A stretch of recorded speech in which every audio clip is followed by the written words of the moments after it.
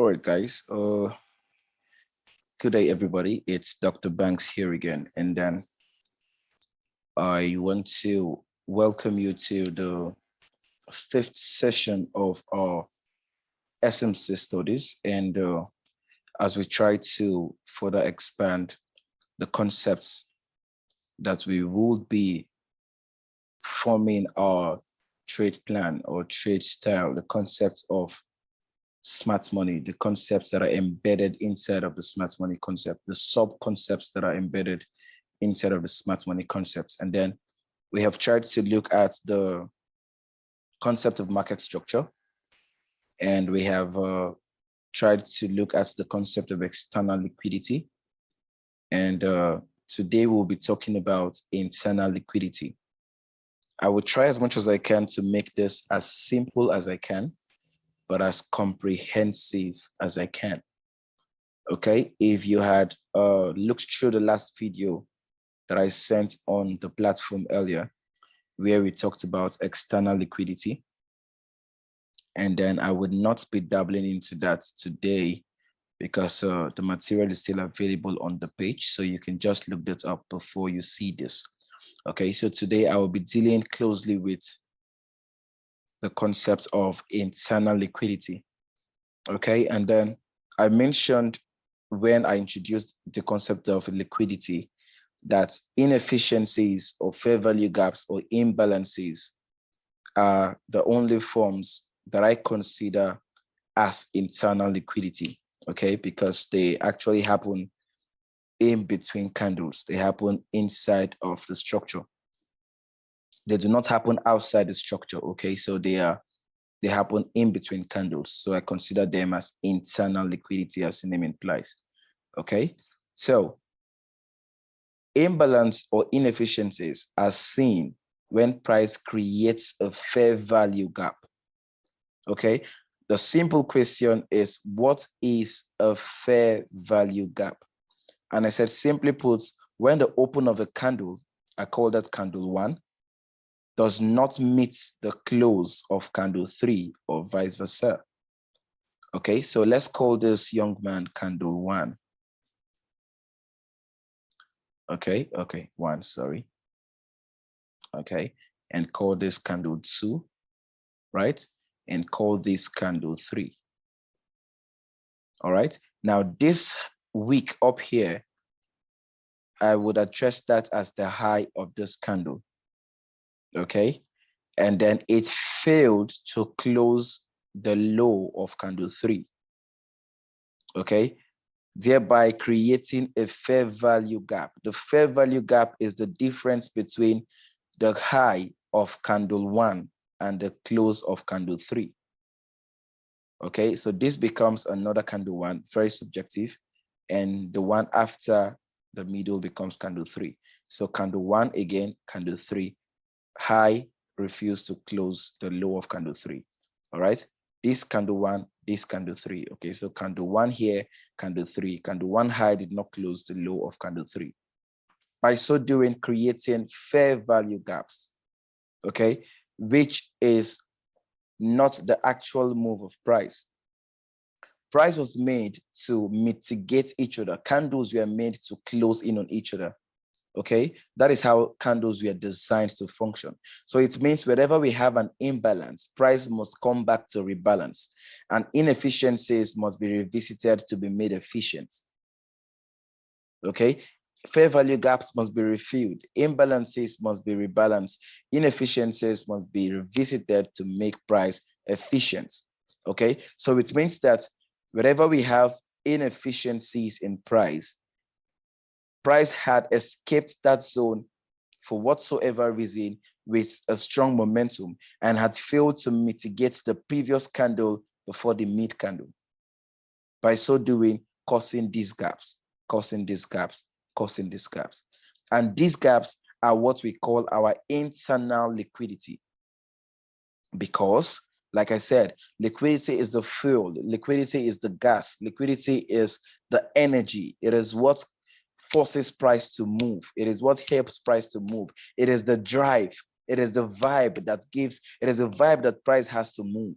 Okay, so when price needs ginger, when price needs energy, when price needs to move, what price does is to seek liquidity and tap into liquidity, gain momentum from liquidity and move.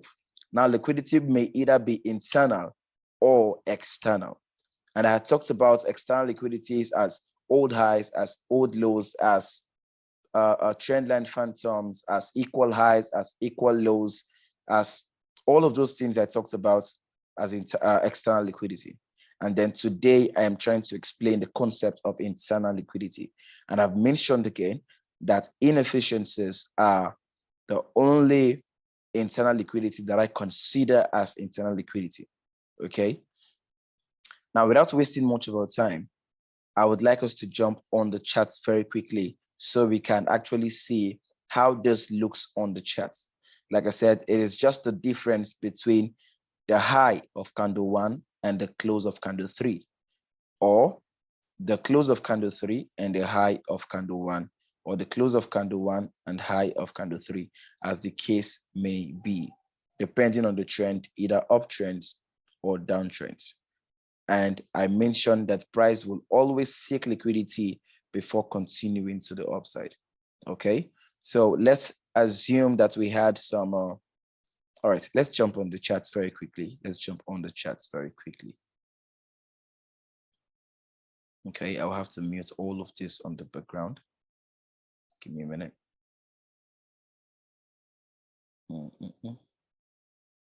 All right, great.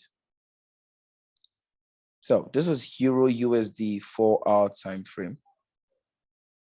Euro USD 4-hour time frame, and then very quickly we would be, all right, let me get somewhere in nice position we could work with. All right, great.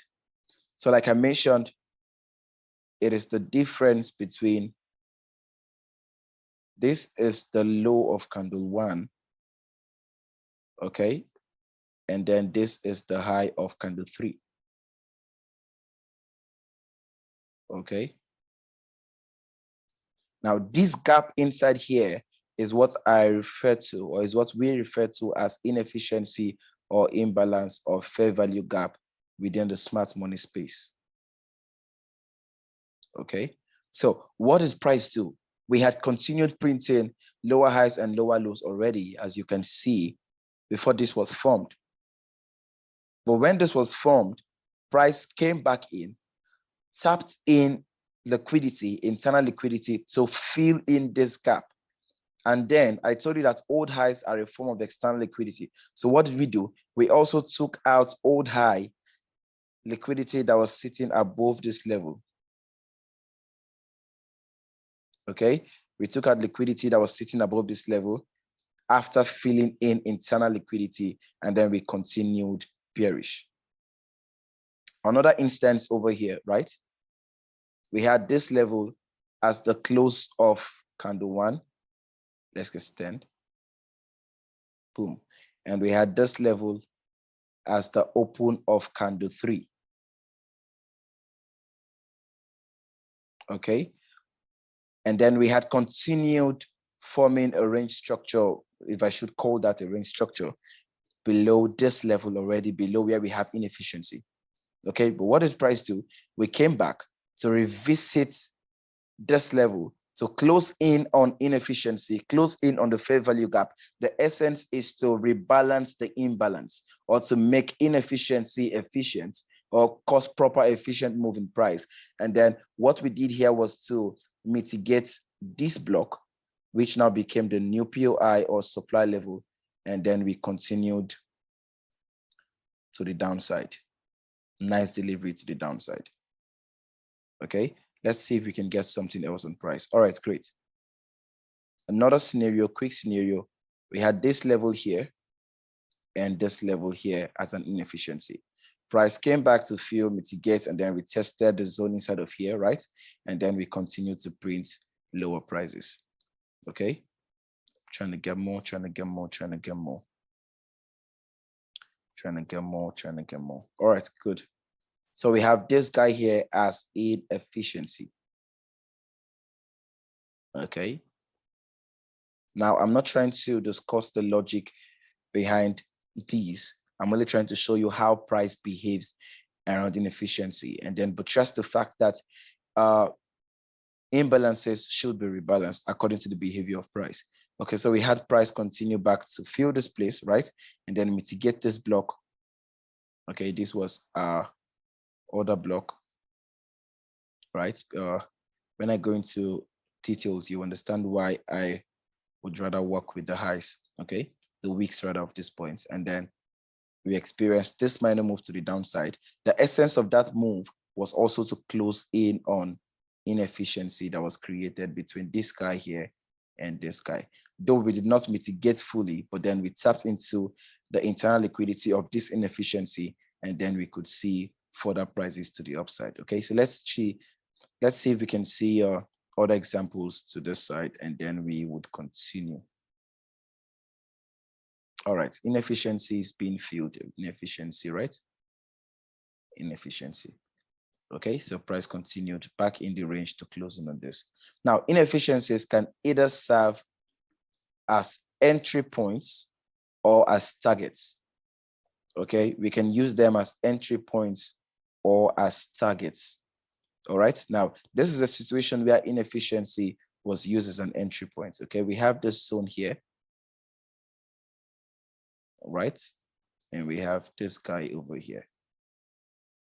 I hope you can see this very well. I don't need to zoom in. And then if you can see what happened, price came back in to close in on this inefficiency, tap in on liquidity, and then tap into this level of demand, okay, that was formed here. And then we continued to see further push to the upside. Okay, we continue to see further push to the upside. There was also an inefficiency here. The price went back to rebalance. Okay, an imbalance here. The price went back to rebalance. And as well tapped into this block to enable us see lower prices to the downside here, where we had to fill this before continuing with the trend. Okay, I'm trying to get extra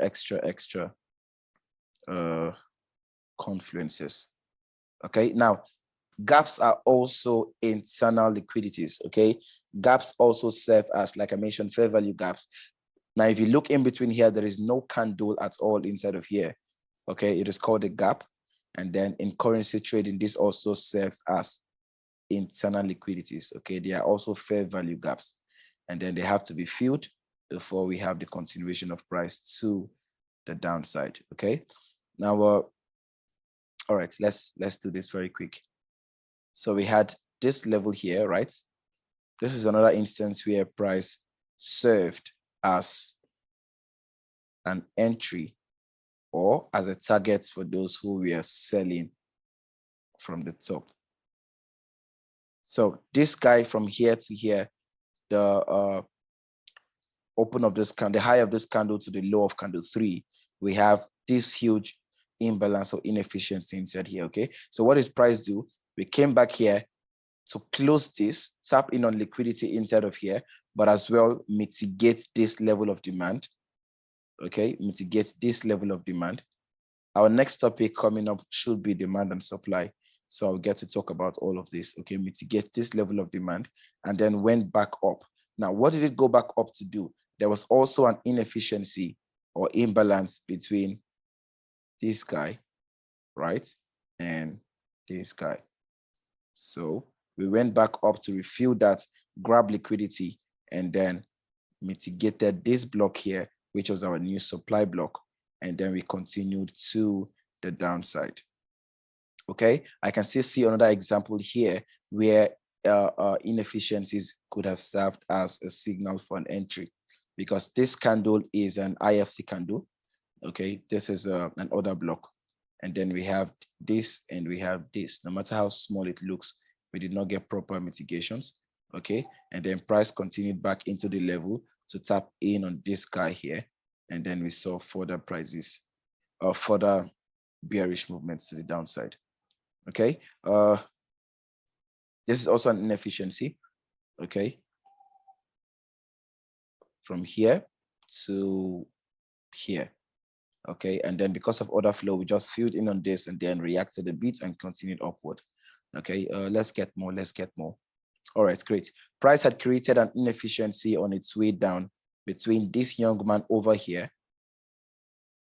Mr. 1, and then Mr. 3.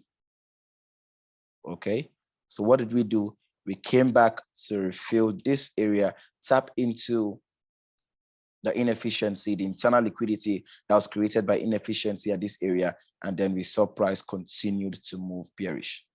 Okay, I'm still trying to get more for us. Okay, now let's see this again one more time, where price filled in on inefficiency. This could have been candle 1, and then this would be candle 3. Okay, it's actually one of the most simple concepts inside of the smart money concept. Okay, so we closed in big, right? We actually created inefficiency between this guy and this guy, so we can feel the inefficiency between this guy and this guy, tapping on the block, and then we went back here to feel this inefficiency, and then we continued to the downside. Okay, now price must not actually fill every inefficiency. Okay, it solely depends on the order flow. Yes, they may be filled, but may be filled at a later date. Okay, so the inefficiencies or the imbalances that will be filled almost immediately would depend on the order flow and the movement of price at that time. This is another young man here, right? And we have candle 3 here. Okay, so we broke below, but what did price do? We went back in to close in on this huge gap that was created by plans to rebalance imbalance, and then mitigated this block here and continued to the downside. Okay, I think let's get 2 more examples and then I'll be done. All right. Inside of here, we still have another guy that was mitigated. This here and this here. Okay, so price came back down to tap into internal liquidity. Like I said, liquidity is the fuel for price. For price to move, price has to tap into either internal or external liquidity that should sponsor further price movement. Okay, so this was this here, and then it mitigated this demand block. Okay, and then it continued to push to the upside.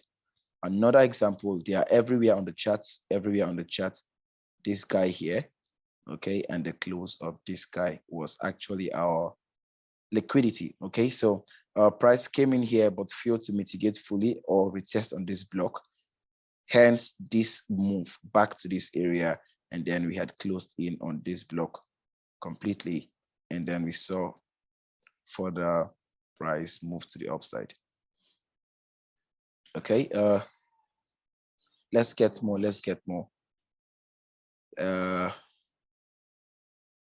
I know you can see these other ones I see on the charts, but I'm trying to get the ones that serve as entries. Okay, and then I'm excited you can see them as well. So let's get more. They actually list everywhere on the charts. So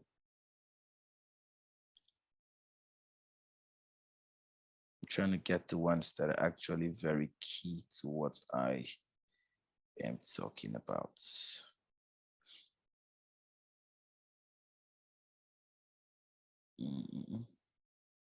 All right, great. So this was another one. This guy here, okay, formed an imbalance with this guy here, okay? And though we had seen price pierce in, the essence of this long movement was just to fill in on this gap, because that's the movement of price, was just to fill in on this gap and then tap into liquidity that should cause further movements, okay? And then we failed to mitigate properly, hence this young man here, okay? Hence this young man here, okay? So this guy came to fulfill the mitigation, and then we had continuation to the upside. Okay, I think I saw something over here. Yes, great. Now we had created an inefficiency inside of this area. Okay, we have inefficiency here, we have inefficiency here, we have inefficiency here, we have inefficiency here. Okay, so price went in, tapped into that inefficiency, absorbed external liquidity above old highs, right?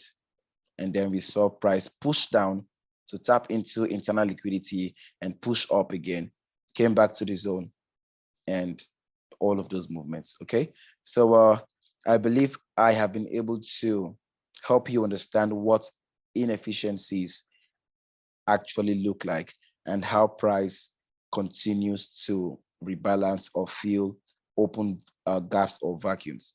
Okay, like I said, I'm only introducing these concepts to you and helping you see what they look like on the charts. Okay, I want to believe that within this month or in the coming months, I will finish up with every concept I have to teach you guys on SMC, and then we can continue marrying them. Okay, we can continue marrying them and create confluence out of them. And then we will talk about top-down analysis, okay, and how to do top-down analysis using the SMC concept. But for the meantime, I want you to begin to get on your charts, and I want you to begin to spot out inefficiencies. All the concepts I've taught you, spot out inefficiencies, spot out equal lows, spot out old highs, spot out all of those things and see how price reacts to them. And then in our next class, we'll be talking about supply and demand. So I wish you guys an amazing